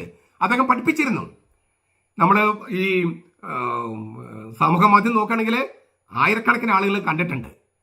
ഇത് കണ്ടിട്ട് എനിക്ക് അത്ഭുതം തോന്നിയത്, ഇദ്ദേഹം അച്ഛന്മാരെ പഠിപ്പിച്ചിരുന്നു, അൽമാരെ പഠിപ്പിച്ചിരുന്നു. അവർക്ക് ആർക്കും ഒന്ന് എഴുന്നേറ്റെന്ന് ചോദിക്കാൻ തോന്നിയില്ല, അച്ഛൻ അത് പറഞ്ഞ് ശരിയല്ലല്ലോ. കാരണം ക്രിസ്തുവർഷം 63 എഴുതിയ നടപടി ഗ്രന്ഥത്തില് ആഴ്ചയുടെ ആദ്യ ദിവസം, ഞായറാഴ്ച എഴുതിയിട്ടില്ല, ആഴ്ചയുടെ ആദ്യ ദിവസമാണ് അപ്പം മുറിക്കാനും പ്രാർത്ഥിക്കാനും കുർബാന അർപ്പിക്കാനുമായിട്ട് ആദിമസഭ സമ്മേളിച്ചിരുന്ന് എഴുതിയിട്ടില്ലേ? ക്രിസ്തുവർഷം 63 കോൺസ്റ്റന്റൈൻ ചക്രവർത്തി 4-ാം നൂറ്റാണ്ടിലല്ലേ? തീർന്നില്ല. ക്രിസ്തുവർഷം 56 എഴുതിയ കൊറിന്തോസുകാർക്ക് എഴുതിയ 1-ാമത്തെ ലേഖനത്തില് പൗലോസ് ലീഗ 16-ാമത്തെ അധ്യായം 20-ാമത്തെ വാക്യത്തില് ആഴ്ചയുടെ ആദ്യ ദിവസം ഈ വിശുദ്ധ കുർബാന അർപ്പിക്കുന്നതിനെ കുറിച്ചും അന്ന് പണം കളക്ട് ചെയ്യുന്നതിനെ കുറിച്ചും എഴുതിയിട്ടില്ലേ? തീർന്നില്ല. വെളിപാട് ഗ്രന്ഥം അത് നീറോ ചക്രവർത്തിയുടെ കാലത്താണ് എഴുതിയെന്നും പറയുന്നുണ്ട്, അല്ലെങ്കിൽ ഡൊമീഷ്യൻ ചക്രവർത്തി, ഏതാണെങ്കിലും 60-കളിലോ അല്ലെങ്കിൽ 90-കളിലോ എഴുതപ്പെട്ട വെളിപാട് ഗ്രന്ഥത്തിൽ 1:10 കർത്താവിന്റെ ദിവസം, സാബത്ത് എന്നല്ല പറയണേ, കർത്താവിന്റെ ദിവസം, അതായത് കർത്താവുമായിട്ട് കൂടിക്കാഴ്ച നടത്തിയ ദിവസം, ഉത്ഥിതനായ കർത്താവുമായി കൂടിക്കാഴ്ച നടത്തിയ ദിവസം. നിങ്ങൾ മത്തായിയുടെ സുവിശേഷം 28-ാം അധ്യായം വായിച്ചു നോക്കുക. സ്ത്രീകള് ഉത്ഥാനത്തിന്റെ അന്ന് യേശു ക്രിസ്തുവിനെ കണ്ടുമുട്ടി, അവന്റെ കാൽക്കൽ കെട്ടിപ്പിടിച്ചു. കുറച്ചു മുമ്പ് മറ്റു സ്ത്രീകളൊക്കെ വിട്ടു, മക്തലമറിയും വിട്ടില്ല. അപ്പൊ മക്തലമറിയത്തോടെ കർത്താവ് പറഞ്ഞു, നീ എന്നെ തടഞ്ഞു നിർത്താതിരിക്കുക. അത് എഴുതിയിരിക്കും യോഹന്നാന്റെ സുവിശേഷം 20-ാമത്തെ അധ്യായം. അന്ന് തന്നെ കർത്താവ് ഉത്ഥാനത്തിന് അന്ന് തന്നെ ശിഷ്യന്മാർക്ക് പ്രത്യക്ഷപ്പെട്ടു. അന്ന് ഇല്ലാതിരുന്ന ആൾക്ക് 8-ാം ദിവസം തോമസിന് പ്രത്യക്ഷപ്പെട്ടു. അതിനു മുമ്പ് പൗലോസ് ലീഗ പറയുന്നുണ്ട്, കേഫാസിനും പിന്നെ യാക്കോബിനൊക്കെ പ്രത്യക്ഷപ്പെട്ട കാര്യം. ആ പ്രത്യക്ഷപ്പെട്ട സംഭവം പ്രത്യക്ഷപ്പെട്ടു എന്ന് എഴുതിയിട്ടുണ്ട്, അത് എപ്പോഴെന്നുള്ള കാര്യം എഴുതിയിട്ടില്ല. അപ്പോൾ ഉത്തിതനുമായുള്ള കൂടിക്കാഴ്ചയാണ് വിശുദ്ധ കുർബാന. അത് ആഴ്ചയുടെ ആദ്യ ദിവസമാണ്, കർത്താവ് ഉത്ഥാനം ചെയ്ത അന്ന്. അപ്പൊ കർത്താവ് തന്നെയല്ലേ ശനിയാഴ്ചത്തെ സാപത്ത് ഞായറാഴ്ചയിലേക്ക് മാറ്റിയത്? അത് ഉത്തിതനുമായുള്ള കൂടിക്കാഴ്ച ആയതുകൊണ്ടല്ലേ? ഇപ്പോഴും നമ്മുടെ ചില മെത്രാന്മാര് ഈ അന്ത്യത്താഴത്തിൽ കർത്താവ് ഇങ്ങനെ അവർ കാണുകയും അപ്പോൾ എടുത്ത് ഉയർത്തിയതാണ് നമ്മൾ ചെയ്യണമെന്ന് പറയുന്നു. അതേ മെത്രാന്മാർ തന്നെ കുർബാനയുടെ അവസാനത്തിൽ ഇങ്ങനെ ചൊല്ലുന്നില്ലേ, വിശുദ്ധീകരണത്തിന്റെ ബലിപീഠമേ സ്വസ്തി, ഞങ്ങളുടെ കർത്താവിന്റെ കബറിടമേ സ്വസ്തി എന്ന്. കബറിടം കബറിടം കബറിടം അന്ത്യത്താഴത്തിലെ മേശ എന്നല്ല. മെത്രാന്മാർ കുർബാന ചൊല്ലുമ്പോൾ വാക്കുകളൊന്ന് അറിഞ്ഞു ചൊല്ലുക, എന്നിട്ട് പ്രസംഗിക്കുമ്പോൾ അറിയില്ലെങ്കിൽ എഴുതി വായിക്കണം. വെറുതെ വായത്തൊന്നത് മെത്രാന്മാർ വായിക്കുക, പറയുക, എന്നിട്ട് നാട്ടുകാർക്ക് മുഴുവൻ കൺഫ്യൂഷൻ ഉണ്ടാകുക. അറിയില്ലെങ്കിൽ പഠിക്കണം. ഇനി അങ്ങനെ പറയാൻ അറിയില്ലെങ്കിൽ എഴുതി വായിക്കണം. പ്രത്യേകിച്ചും അധികാര സ്ഥാനത്തിരിക്കുന്നവര് തോന്നിയ പോലെ ഓരോരുത്തർക്ക് ഇഷ്ടമുള്ള ഭാവന അനുസരിച്ചൊന്നും വ്യാഖ്യാനിക്കരുത്. എന്നിട്ട് ഓരോ വ്യാഖ്യാനങ്ങളും കഴിയുമ്പം നമുക്കിങ്ങനെ അവർ അയച്ചു തരാണ്, അച്ചോ ആ മെത്ര ഇങ്ങനെ പറഞ്ഞു, ഈ മെത്രാൻ ഇങ്ങനെ പറഞ്ഞു. മെത്രാന്മാര് ശ്രദ്ധിക്കേണ്ടതുണ്ട്. ഇതെല്ലാവരും റെക്കോർഡ് ചെയ്ത് നിങ്ങളുടെ വായന ഒരു തെറ്റ് കാണാൻ വേണ്ടി കാത്തിരിക്കുകയാണ്. അപ്പൊ അതുകൊണ്ട് തന്നെ അങ്ങേറ്റം സൂക്ഷിക്കണം. നിങ്ങൾ പറയുന്ന കാര്യങ്ങൾക്ക് ബൈബിളിലും കത്തോലിക്ക സഭയിലെ മതബോധനത്തിലും പിന്നെ സഭാപിതാക്കന്മാരിലും തെളിവുണ്ടോ എന്ന് ഹാജരാക്കണം. അല്ലാതെ വെറുതെ തോന്നി പോലെ പറയാൻ പാടില്ല. ഞാൻ പറയുന്നതാണെങ്കിൽ നിങ്ങൾ അങ്ങനെ തന്നെ മനസ്സിലാക്കണം. ഇത് ഈ എറണാകുളത്ത് സംഭവിച്ച കാര്യം ഞാൻ പറഞ്ഞു വരുന്നത് എന്താണ്, സൂര്യാരാധന ഇൻട്രൊഡ്യൂസ് ചെയ്യാൻ വേണ്ടിയാണ് ഞായറാഴ്ചയിലേക്ക് മാറ്റിയത്. ബൈബിളിൽ ഒരു സ്ഥലത്ത് ഞായറാഴ്ച എന്ന് എഴുതിയിട്ടില്ല, സൂര്യന്റെ ദിനം എഴുതിയിട്ടില്ല. ആഴ്ചയുടെ ആദ്യ ദിവസം എന്നേ പറഞ്ഞിട്ടുള്ളൂ. ഞാൻ സാപത്തിന്റെ ഉടയവനാണ്, കർത്താവാണെന്നാണ് യേശു ക്രിസ്തു പറഞ്ഞത്. അതായത് ശനിയാഴ്ചത്തെ സാപത്ത് ഈ ആഴ്ചയുടെ ആദ്യ ദിവസത്തിലേക്ക്, ആഴ്ചയുടെ അവസാനത്തെ ദിവസം ആചരിച്ചിരുന്നത് ആദ്യത്തെ ദിവസത്തിലേക്ക് മാറ്റാൻ, ആഴ്ചയുടെ ആദ്യത്തെ ദിവസത്തിൽ മാറ്റാൻ അധികാരമുള്ള ഉടയവനാണ് ഞാൻ എന്ന് കർത്താവ് പറഞ്ഞിട്ടുണ്ട്. അത് എന്തിനു വേണ്ടിയാ പറഞ്ഞത്? ഈ കാര്യത്തിന് വേണ്ടിയാ. അത് ആഴ്ചയുടെ ആദ്യ ദിവസമാണ് പുതിയ ഉടമ്പടിയുടെ ആഘോഷം ഉണ്ടാകുന്ന അറിഞ്ഞതുകൊണ്ടാണ്, അതങ്ങനെ സ്ഥാപിക്കാൻ കർത്താവ് ആഗ്രഹിച്ചത് കൊണ്ടാണ് അത് സ്ഥാപിക്കുന്നതിന് മുമ്പേ പറഞ്ഞത്, അത് സ്ഥാപിക്കാൻ എനിക്ക് അധികാരമുണ്ട്, ഞാൻ സാപത്തിന്റെ ഉടയവനാണ്. ഇങ്ങനെയൊക്കെ ബൈബിളിൽ ഉണ്ടെങ്കിലും നടപടി ഗ്രന്ഥം 20:7, 1 കൊരിന്തോസ് 16:20, പിന്നെ വെളിപാട് 1:10 ഇത്രയും തെളിവുകൾ, 1-ാം നൂറ്റാണ്ട് തെളിവുകൾ ഉണ്ടായിട്ടും ഈ പണ്ഡിതന്മാര് അതൊന്നും പരിശോധിക്കാതെ കോൺസ്റ്റന്റൈൻ ചക്രവർത്തിയിൽ ആരോപിക്കുകയാണ് എല്ലാ പ്രശ്നങ്ങളും. എന്നിട്ട് അവർ തെളിവ് ഹാജരാക്കിയിട്ടുണ്ടോ? ഞാൻ ഇതുവരെ കണ്ടിട്ടില്ല തെളിവുകളൊന്നും. വെറുതെ പറഞ്ഞാൽ മതിയോ? നിങ്ങൾ രേഖ ഹാജരാക്കൂ ഇതിനൊക്കെ. ഇതേ പ്രശ്നം തന്നെയാണ് ഈ ഇസ്ത്ര അല്ലെങ്കിൽ ഉസ്ത്ര എന്ന് പറയുന്ന ദേവി ജർമ്മനിയിൽ നിന്നും ഇംഗ്ലണ്ടിൽ എത്തി എന്ന് പറയുന്ന തെളിവുകളില്ലാത്ത ദേവി. ആ ദേവി തന്നെയാണ് 1000 വർഷങ്ങൾക്ക് മുമ്പ് അന്യം നിന്ന് പോയ അസീറിയയിലെയും ബാബിലോണിയയിലും ഇഷ്താർ ദേവി എന്ന് പറയാൻ എന്ത് തെളിവുകളാണ് യുക്തിവാദികളെ, നിരീശ്വരന്മാരെ, കത്തോലിക്ക സഭ എതിർക്കുന്നവരെ നിങ്ങൾ ഹാജരാക്കുന്നത്? ഒരു തെളിവ് ഹാജരാക്കൂ.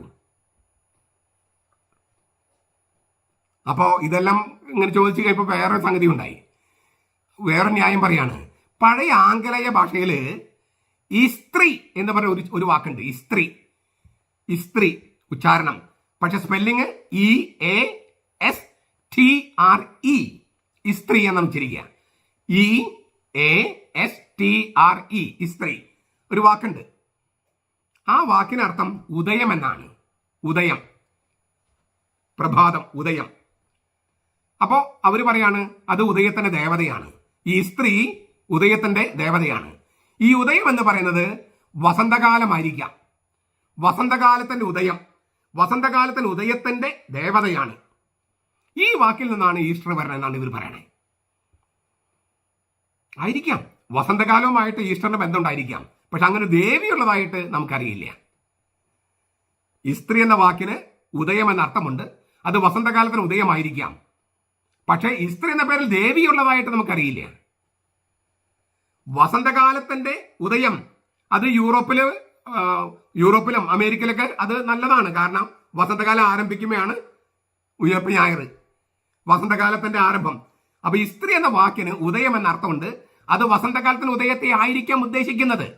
തെറ്റില്ല. അപ്പോൾ ഈസ്റ്റർ എന്ന വാക്ക് ചിലപ്പോൾ ഇസ്ത്രീ എന്ന് വരാം, പക്ഷെ ഇസ്ത്രീ എന്ന പേരിൽ ഒരു ദേവിയുള്ളതായിട്ട് നമുക്കറിയില്ല. അപ്പോൾ അവരുടെ ആർഗ്യുമെന്റ് ദേവിയുടെ ആചരണമാണെന്നുള്ള ആർഗ്യുമെന്റും പൊളിഞ്ഞുപോയി.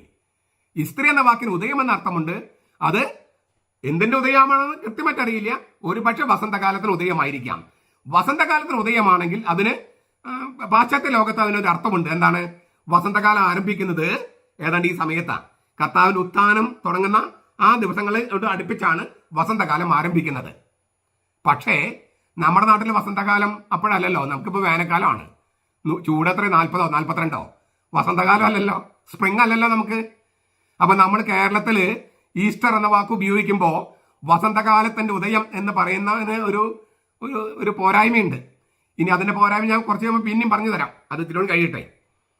വീണ്ടും ഞാൻ ചോദിക്കുകയാണ്, ഈ ഇസ്ത്രീ എന്ന ആംഗലേയ പഴയ ആംഗലേയം എന്ന് പറഞ്ഞാൽ 8-ാം നൂറ്റാണ്ടില്, ക്രിസ്തുവർഷ 8-ാം നൂറ്റാണ്ടില്, ക്രിസ്തുവർഷ 8-ാം നൂറ്റാണ്ടിലെ ഈ ഇസ്ത്രീ എന്ന വാക്ക്, ആ പഴയ ഇംഗ്ലീഷ് ഭാഷയിലെ ഇസ്ത്രീ എന്ന വാക്കും BC 8-ാം നൂറ്റാണ്ടിലെയും 7-ാം നൂറ്റാണ്ടിൽ 9-ാം നൂറ്റാണ്ടിലെയും 8-ാം നൂറ്റാണ്ടിലെയും 7-ാം നൂറ്റാണ്ടിലെയും അസീറിയ ബാബിലോണിയൻ നാടുമായിട്ട് എന്ത് ബന്ധമുള്ളതിന്? ക്രിസ്തുവർഷം 7-ാം നൂറ്റാണ്ടിൽ ഉണ്ടായ 8-ാം നൂറ്റാണ്ടിൽ ഉണ്ടായ പഴയ ഇംഗ്ലീഷ് ഭാഷയിലെ വാക്കാണ് ഇസ്ത്രീ. ആ ഇസ്ത്രീ ഇഷ്താർ, അതായത് അതിനു മുമ്പ് ഒരു എത്ര നോക്കിയാ ഒരു 8-16 1600 അല്ലെങ്കിൽ 1700 വർഷങ്ങൾക്ക് മുമ്പ് വേറൊരു നാട്ടില് അസീറിയ എന്ന് വെച്ചാൽ ഇപ്പോഴത്തെ ഇറാൻ, ബാബിലോണിയ ഇപ്പോഴത്തെ ഇറാഖ്, ആ നാട്ടിലെ ഇഷ്താർ ദേവിയും ഈ പഴയ ഇംഗ്ലീഷ് ഭാഷയിലെ ഇസ്ത്രീ എന്ന വാക്ക് തമ്മിൽ എന്ത് ബന്ധമാണുള്ളത്? ഒരു ബന്ധം കാണിച്ചു തരൂ. ഇതിനൊരു ബന്ധം കാണിച്ചു തരൂ.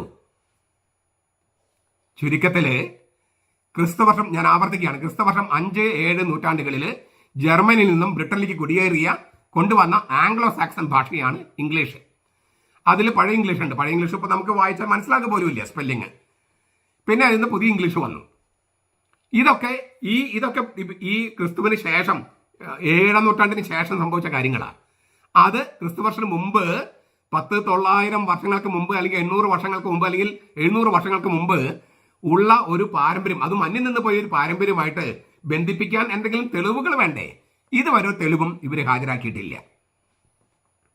അവിടുത്തെ ഇവിടുന്ന് ചില വാക്കുകളൊക്കെ, ഇപ്പൊ നമ്മൾ ബൈബിളിൽ ദൽ എന്ന വാക്കുണ്ട്, ദൽ, ദരിദ്രർ എന്നർത്ഥം. അതിൽ നിന്നാണ് നമ്മുടെ ദളിതർ എന്ന വാക്ക് ഉണ്ടാകണമെന്ന് പറഞ്ഞാലോ? ഹീബ്രുവിൽ ദൽ എന്ന വാക്കിൽ അതിൽ നിന്നാണ് നമ്മുടെ ദരിദ്രർ എന്നാണ് അർത്ഥം. അതിൽ നിന്നാണ് ദളിതർ എന്ന വാക്കുണ്ടാകണമെന്ന് ഒരാൾ പറഞ്ഞു വിചാരിക്കുക. അത് അങ്ങനെ പറഞ്ഞാൽ തെളിയിക്കാനുള്ള തെളിവുകൾ ഹാജരാക്കണ്ടേ? വെറുതെ പറഞ്ഞാൽ മതിയോ? അതുപോലെ തന്നെ ഒരു സംഗതിയാണ് ഇപ്പൊ നമ്മുടെ ഈ ക്രിസ്മസിന് സാന്താക്ലോസ് ഒരു കൊക്കക്കോളയുടെ പരസ്യമാണ്. വാസ്തവത്തിൽ അതാണ് ഇപ്പൊ നമ്മൾക്ക് മനസ്സിലായിരിക്കുന്നത്. അതല്ലല്ലോ ശരിക്ക് എന്താ സംഭവിക്കുന്നത്? നമ്മൾ വാലന്റൈൻസ് ഡേ, വാലന്റൈൻ എന്ന് പറയുന്ന മെത്രാൻ, അദ്ദേഹത്തിന്റെ രൂപം. അദ്ദേഹം കല്യാണം കഴിക്കാൻ പാടില്ലെന്ന് വിലക്കിയ രാജാവിനെതിരെ കല്യാണം കഴിക്കൂ എന്ന് പറഞ്ഞ് വീടായി പോയി അങ്ങനെ നടന്ന ഒരു മനുഷ്യൻ. ആ വാലന്റൈന്റെ മെത്രാന്റെ രൂപമാണ്. ആ രൂപത്തെ അടിസ്ഥാനമാക്കി ഏതോ പരസ്യ കമ്പനിക്കാരൻ കൊക്കക്കോള കമ്പനിക്ക് വേണ്ടി ഉണ്ടാക്കിയതാണ് സാന്താക്ലോസ്. നമ്മൾ സാന്താക്ലോസിനെ അല്ല എടുക്കേണ്ടത്, അതൊരു പരസ്യമാണ്. വാലന്റൈൻ ഈ യൂറോപ്പിലൊക്കെ ക്രിസ്മസിന് അതായത് ആഗമനകാലം തുടങ്ങുമ്പോൾ ഈ വിശുദ്ധ വാലന്റൈന്റെ വേഷം ധരിച്ചിട്ടാണ് മിഠായും അങ്ങനെ മറ്റ് പരിപാടികളുമായിട്ട് വീടുകൾ പോകുന്നത്. സാന്താക്ലോസ് അല്ല, വിശുദ്ധ വാലന്റൈൻ. പക്ഷെ നമുക്ക് ഈ വിശുദ്ധ പാരമ്പര്യം അറിയില്ല. നമുക്കറിയാവുന്നത് കൊക്കക്കോള പരസ്യമാണ്. ഇതൊരു വ്യാപാരം. അത് തന്നെയാണ് ഇതിന് സംഭവിച്ചിരിക്കുന്നത്. ഈ ആരെങ്കിലും ഒരു പരസ്യവാചകമോ ഒരു കമ്പനിയോ വ്യാപാരത്തിന് വേണ്ടി ഉണ്ടാക്കുന്നത് അത് വിശുദ്ധ പാരമ്പര്യം ഓവർടേക്ക് ചെയ്യുന്ന ഒരു അവസ്ഥ ഉണ്ടാകുകയാണ്. അതിനെ പ്രതിരോധിക്കാനായിട്ട് നമുക്ക് അറിവില്ലാതെ പോവുകയോ നമുക്ക് ജാഗ്രത ഇല്ലാതെ പോവുകയോ ചെയ്യുന്നു എന്നുള്ളതാണ്. ഇനി ഇതൊക്കെ പോട്ടെ, ഈസ്റ്റർ എന്ന വാക്ക് എവിടെയൊക്കെ ഉപയോഗിക്കുന്നുണ്ട്? ഇംഗ്ലീഷ് സംസാരിക്കുന്ന നാടുകളിൽ മാത്രമാണത്. ഈസ്റ്റർ എന്ന വാക്ക് നമ്മുടെ കർത്താവിന്റെ ഉയർപ്പിന് ഈസ്റ്റർ എന്ന വാക്ക് ഉപയോഗിക്കുന്ന ഇംഗ്ലീഷ് സംസാരിക്കുന്ന നാടുകളുണ്ട്. പക്ഷെ എല്ലാ നാട്ടിലും ഇംഗ്ലീഷ് അല്ലല്ലോ സംസാരിക്കുന്നത്. അപ്പോൾ മറ്റ് ഭാഷകൾ സംസാരിക്കുന്നിടത്തൊക്കെ ഹീബ്രുവിലെ പെസാഹ് എന്നാണ്, പെസാഹ്. ഗ്രീക്കിൽ പാസ്ക. ഇതുമായിട്ട് ബന്ധപ്പെട്ട വാക്കുകളാണ് മറ്റെല്ലാ രാജ്യങ്ങളും ഉപയോഗിക്കുന്നത്. ഇംഗ്ലീഷ് സംസാരിക്കുന്ന രാജ്യങ്ങളൊഴികെ മറ്റെല്ലാ രാജ്യങ്ങളിലും ഉപയോഗിക്കുന്നത് ഈസ്റ്റർ എന്ന വാക്കല്ല, പെസാഹ് എന്ന് പറയുന്ന ഹീബ്രു വാക്ക്, പെസാഹ്. അതിന്റെ ഗ്രീക്ക് പാസ്ക. ഇതുമായിട്ട് ബന്ധപ്പെട്ടതാണ്. ഞാൻ ചില ഉദാഹരണങ്ങൾ ചൂണ്ടിക്കാണിക്കാം. ഹീബ്രുവിൽ പെസാഹ് ഞാൻ പറഞ്ഞു കഴിഞ്ഞു. ഗ്രീക്ക് പാസ്ക അതും പറഞ്ഞു. ലത്തീനിൽ പാസ്ഹേ. ലത്തീനിൽ ഈ ഹീബ്രുവിലും ഗ്രീക്കിലും വരുന്ന പാസ്ഹേ എന്നാണ്. ഇറ്റാലിയനിൽ പാസ്ക്വ. ഫ്രഞ്ച് പാക്ക്. അതിന്റെ ഫ്രഞ്ച് PAQUES. അവസാനത്തത് ഉച്ചരിക്കില്ല. പാക്കസ് എന്നാണ് തോന്നുക, പക്ഷെ പാക്ക് എന്ന് ഉച്ചരിക്കുള്ളൂ. സ്പാനിഷിൽ പാസ്ക്വ. ചിലപ്പോൾ മുഴുവനായിട്ട് ഉപയോഗിക്കും. പാസ്ക്വ ദെ റെസുറക്സിയോൻ ഇല്ലേ, the passover of the resurrection, the Pesaha of the resurrection മുഴുവനായിട്ട് ഉപയോഗിക്കുമോ? ഷോർട്ട് ഫോം പാസ്ക്വ. പോർച്ചുഗീസ് പാസ്ക്വ. മുഴുവനായിട്ട് പറയുമ്പോൾ ദുമിംഗോ ദെ പാസ്ക്വ എന്ന് പറയും. The Pesaha, the passover of the Lord. Dutch പാസൻ. അപ്പൊ നോക്കുക, പെസാഹ്, പാസ്ക, പാസ്ഹേ, പാസ്ക്വ, പാക്ക്, പാസ്ക്വ ദെ റെസുറക്സിയോൻ, പാസ്ക്വ, അതായത് ദുമിംഗോ ദെ പാസ്ക്വ, പാസൻ. പാസ്ക എന്ന വാക്കാണ്, അല്ലെങ്കിൽ പെസാഹ് എന്ന വാക്കാണ്, പെസഹ, നമ്മൾ മലയാളത്തിൽ പെസഹ എന്ന വാക്കാണ് കർത്താവിന്റെ കടന്നുപോക്ക്. അത് പെസഹ വ്യാഴാഴ്ചയ്ക്ക് മാത്രമല്ല, ഇത് കടന്നുപോക്കാണ്. അവൻ സ്വർഗത്തിലേക്ക് കടന്നു പോകുകയാണ്. സ്വർഗത്തിലേക്ക് കടന്നുപോക്കാണ്. പെസാഹ എന്നുള്ള വാക്കാണ്, പാസ്ക എന്നുള്ള വാക്കാണ് മറ്റെല്ലാ ഭാഷകളും ഉപയോഗിക്കുന്നത്. ജർമ്മൻ ഭാഷയിൽ ഈ സാക്സോ ഇംഗ്ലീഷ് ആംഗ്ലോ സാക്സൺ ഭാഷ പറഞ്ഞല്ലോ, അതിലത്തെ വാക്കാണ് ഉപയോഗിക്കുന്നത് ഊസ്റ്റൺ. OSTERN, ഊസ്റ്റൺ. അതിൽ നിന്നാണ് ഈ നമ്മൾ നേരത്തെ പറഞ്ഞ ഇസ്ത്രൊക്കെ വരുന്നത്. മലയാളത്തിൽ നമ്മൾ എന്താ ഉപയോഗിക്കുന്നത്? മലയാളം ഈസ്റ്റർ എന്നല്ലല്ലോ, ഉയർപ്പ് തിരുനാൾ, അല്ലെങ്കിൽ നമ്മൾ തിരുവുത്ഥാന തിരുനാൾ, ശ്രീ എന്ന് പറയും, ശ്രീമതി, ശ്രീ. അത് തമിഴിലാവുമ്പോൾ ഇല്ലേ ട്രീ എന്നാവും ഇല്ലേ, തമിഴിൽ വരുമ്പോൾ ത്രീ. മലയാളത്തിൽ വരുമ്പോൾ തിരുവനന്തപുരം. തൃശ്ശൂർക്കാർക്ക് തിരു എന്ന് പറയാനുള്ള അത്രയും സമയമില്ല, സ്പീഡ് കൂടുതലാണ്. അപ്പം വായിക്കി, തിരു എന്നുള്ളത് വായിക്കി. അപ്പോൾ തിരുവുത്ഥാനം, ഉത്ഥാനം ഉയർപ്പ്, തിരുവുത്ഥാനം. ശ്രീ എന്ന് പറഞ്ഞാൽ ഈശ്വരാംശം, ദൈവിക അംശമുള്ളത്, വിശുദ്ധമായത്. അതാണ് ശ്രീ എന്ന് പറഞ്ഞാൽ ഐശ്വര്യമുള്ളത്, ഈശ്വരന്റെ അംശമുള്ളത്, അതാണ് ഐശ്വര്യം, ഈശ്വരന്റെ അംശമുള്ളത്.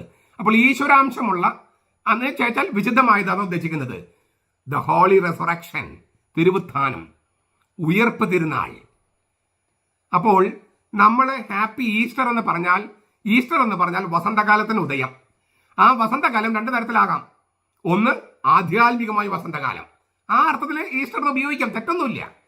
കാരണം ഇഷ്താർ ദേവിയുമായിട്ടോ ഈസ്റ്ററിന് യാതൊരു ബന്ധവുമില്ല. അതുകൊണ്ട് ഈസ്റ്റർ എന്ന് ഉപയോഗിക്കുന്നതിൽ തെറ്റൊന്നുമില്ല. പക്ഷെ ഈസ്റ്റർ എന്ന വാക്കിനർത്ഥം ഉദയം എന്നാണ്. ആ ഉദയം മരിച്ചവരിൽ നിന്നുള്ള ഉയർപ്പായിട്ട് കണക്കാക്കുകയാണെങ്കിൽ ഈസ്റ്റർ എന്ന വാക്ക് ഉപയോഗിക്കാം. പക്ഷെ അത് ഇവിടെ ഉപയോഗിക്കുന്നത് വസന്തകാലത്തിൽ ഉദയം എന്ന അർത്ഥത്തിലാണെങ്കിൽ കേരളത്തിൽ അത് ഉപയോഗിക്കുന്നത് അത്ര യോജിപ്പില്ല. മാത്രമല്ല, അതിനേക്കാളൊക്കെ അർത്ഥം തുളുമ്പുന്ന വാക്കാണ് ഉയർപ്പ് തിരുനാൾ, അല്ലെങ്കിൽ തിരുവുത്ഥാനം, അല്ലെങ്കിൽ ഉത്ഥാനം ദിവസം. അതുകൊണ്ട് ഇംഗ്ലീഷ് സംസാരിക്കുന്നവർ ഈസ്റ്റർ എന്ന് പറഞ്ഞോട്ടെ, തെറ്റൊന്നുമില്ല. അതിന് ഉദയം എന്നർത്ഥം. അത് ആധ്യാത്മിക ഉദയമാകാം, മരിച്ചവരിൽ നിന്ന് ഉദയമാകാം, വസന്തകാലത്തിന് ഉദയമാകാം. അതുകൊണ്ട് തെറ്റൊന്നുമില്ല. പക്ഷെ നമ്മുടെ നാട്ടിൽ വസന്തകാലമൊന്നും ഇല്ലാത്തത് കൊണ്ട് മരിച്ചവരിൽ നിന്ന് ഉയർത്തെഴുന്നേറ്റുന്ന അർത്ഥത്തിൽ വേണമെങ്കിൽ ഈസ്റ്റർ ഉപയോഗിക്കാമെങ്കിലും മലയാളമല്ല, അത് ഇംഗ്ലീഷാണ്. ഇംഗ്ലീഷ് സംസാരിക്കുന്ന ഭാഷകളിൽ നമുക്ക് കിട്ടിയതാണ്. നമുക്ക് നമ്മുടേതായ വാക്ക് ഉപയോഗിക്കാം. ഈ മറ്റു രാജ്യങ്ങളിലൊക്കെ അവര് വിശുദ്ധമായ വാക്ക് ഉപയോഗിക്കണേ, പെസാഹ്, പാസ്ക്വ. അവര് ആ വിശുദ്ധി കളഞ്ഞിട്ടില്ല. നമുക്കും വിശുദ്ധിയുള്ള വാക്കുണ്ട്, ഉയർപ്പ് തിരുനാൾ, അല്ലെങ്കിൽ തിരുവുത്ഥാന ദിനം. അപ്പോൾ അങ്ങനെ നമ്മൾ ഉപയോഗിച്ച് പഠിക്കുന്നത് നന്നായിരിക്കും. സുറിയാനി പാരമ്പര്യമുള്ളവര് ആ സുറിയാനിയിൽ ഉപയോഗിക്കുന്ന കെംദ എന്ന വാക്ക് അത് തന്നെ ഉപയോഗിച്ച് പഠിക്കണം. ഇവരൊക്കെ ഈ ഹീബ്രും ഗ്രീക്കൊക്കെ ഉപയോഗിക്കുന്നുണ്ടല്ലോ, നമുക്ക് സുറിയാനി വാക്ക് ഉപയോഗിച്ച് പഠിക്കാം. അങ്ങനെ നമുക്ക് ഈ ഒന്നാമത്തില് ഈസ്റ്റർ ഉപയോഗിക്കുന്ന യാതൊരു തെറ്റുമില്ലെന്ന് ഞാൻ ആവർത്തിച്ച് പറയാണ്. കാരണം എന്താണ്? ഇസ്ത്രാദേവിയുമായിട്ടോ ഉസ്ത്രാദേവിയുമായിട്ടോ ഇഷ്താർ ദേവിയുമായിട്ടോ നമ്മുടെ കർത്താവിന് ഈസ്റ്ററിന് യാതൊരു ബന്ധവുമില്ല. അതിനാൽ തന്നെ ഉപയോഗിക്കുന്നതുകൊണ്ട് ഒരു കുഴപ്പമില്ല. പക്ഷെ അതിനേക്കാൾ നല്ല വാക്കുകൾ നമുക്ക് ഉള്ളത് കൊണ്ടും ഈ ദിവ്യ രഹസ്യങ്ങളുമായി ചേർന്ന വാക്കുകൾ ഉള്ളത് കൊണ്ടും സമ്പന്നമായ ദൈവശാസ്ത്രപരം സമ്പന്നമായ വാക്കുകൾ ഉള്ളത് കൊണ്ടും സുറിയാനി പാരമ്പര്യമുള്ളവർ അത് ഉപയോഗിക്കണം, ലത്തീൻ പാരമ്പര്യമുള്ളവർ അത് ഉപയോഗിക്കണം എന്നൊക്കെ ആഗ്രഹിക്കുന്നത് കൊണ്ടും അത്തരം വാക്കുകൾ ഉപയോഗിക്കണമെന്നാണ് എനിക്ക് പറയാനുള്ളത്. ഇനി ഒരു കാര്യം കൂടി പറയട്ടെ. അത് നമ്മുടെ നാട്ടിൽ എന്തുമാത്രം ഉണ്ടെന്ന് എനിക്ക് അറിഞ്ഞുകൂടാ. ഞാൻ 98 നിന്ന് പോകുന്നതാണ് കേരളത്തിൽ നിന്ന്. പിന്നെ ഞാൻ വിവിധ സെമിനാറുകളിലൊക്കെ പഠിപ്പിക്കും, അങ്ങനെയൊക്കെ ആയിരുന്നു. അപ്പോൾ ഇത് എത്രമാത്രം ഉണ്ടെന്ന് എനിക്ക് അറിഞ്ഞുകൂടാ. ചെറുപ്പത്തിൽ ഞാൻ അധികം കണ്ടിട്ടില്ല. ഇവിടെ ഈ യൂറോപ്പിലൊക്കെ മുട്ടയും പിന്നെ ഈ മുയലിൻ്റെ രൂപമുള്ള കഴിക്കാൻ പറ്റുന്ന ബ്രെഡുമായിട്ടൊക്കെ പള്ളിയിൽ പോകും. എന്നിട്ട് അച്ഛന്മാർ അത് ആശീർവദിച്ച് കൊടുക്കും, എന്നിട്ട് കുട്ടികൾ കൊണ്ടുപോകും. ഇത് 17-ാം നൂറ്റാണ്ടിലാണ്. 17-ാം നൂറ്റാണ്ടിൽ ഇഷ്താർ ദേവിയും കോൺസ്റ്റന്റൈൻ ചക്രവർത്തിക്ക് 4-ാം നൂറ്റാണ്ടിലാണെന്ന് ഓർക്കണേ. 17-ാം നൂറ്റാണ്ടിലാണ് ഈ പാരമ്പര്യം തുടങ്ങിയത്. അത് അമേരിക്കയിലാണ് തുടങ്ങിയത്. അമേരിക്കയിലേക്ക് ശരിക്കും പറഞ്ഞാൽ ജർമ്മൻകാർ കൊണ്ടുപോയതാണ്. ജർമ്മനിൽ നിന്ന് അമേരിക്കയിൽ കുടിയേറി പാർത്തവരാണ് ഈ മുട്ടയും പിന്നെ മുയൽ കുഞ്ഞുങ്ങളും, ബണ്ണി എന്ന് പറയും, ബണ്ണി മുയൽ കുഞ്ഞുങ്ങൾ, അതിന്റെ രൂപം ഉണ്ടാക്കി കൊണ്ടുപോകുകയാണ്. അമേരിക്കയിൽ എത്തിച്ചു. ഈ മുട്ടയും പിന്നെ മുയൽ കുഞ്ഞുങ്ങളും പുഷ്കലതയുടെയും ലൈംഗികതയുടെയും പ്രതീകമാണോ? ആയിരിക്കാം. പക്ഷേ അത് 17-ാം നൂറ്റാണ്ടിലാണ് തുടങ്ങിയത്. കോൺസ്റ്റന്റൈൻ ചക്രവർത്തി 4-ാം നൂറ്റാണ്ടിലാണ്. മനസ്സിലായോ? ഞാൻ നേരത്തെ പറഞ്ഞല്ലോ ഈ സാന്താക്ലോസിന്റെ പാരമ്പര്യം, അല്ലെങ്കിൽ അങ്ങനെയുള്ള ചില, അതുപോലെ തന്നെ സൂര്യാരാധന ഇങ്ങനെ പറഞ്ഞ പാരമ്പര്യങ്ങൾ, ഇങ്ങനെ പറയുന്ന പാരമ്പര്യങ്ങളൊക്കെ അതിന്റെ അങ്ങനെ ചില സംഗതികൾ കുട്ടികൾക്ക് ചിലപ്പോൾ കുട്ടികൾക്ക് ഭക്ഷണം കൊടുക്കാനായിട്ട് ഉണ്ടാക്കിയ ഒരു പലഹാരമായിരിക്കാം. അത് പിന്നെ 17-ാം നൂറ്റാണ്ടിൽ അതൊരു ആചാരമായി. ഇപ്പോൾ അതാണ് ഈസ്റ്റർ എന്ന് പറഞ്ഞാൽ കുട്ടികളുടെ മനസ്സിൽ വരുന്നത് മുട്ടയും ഈ മുയൽക്കുഞ്ഞുങ്ങളുമാണ്. മറ്റു കാര്യങ്ങൾ വിട്ടുപോവുകയാണ്. അത് ഈ സാന്താക്ലോസിന്റെ കാര്യം പറഞ്ഞ പോലെ തന്നെ സംഭവിച്ചതാണ്.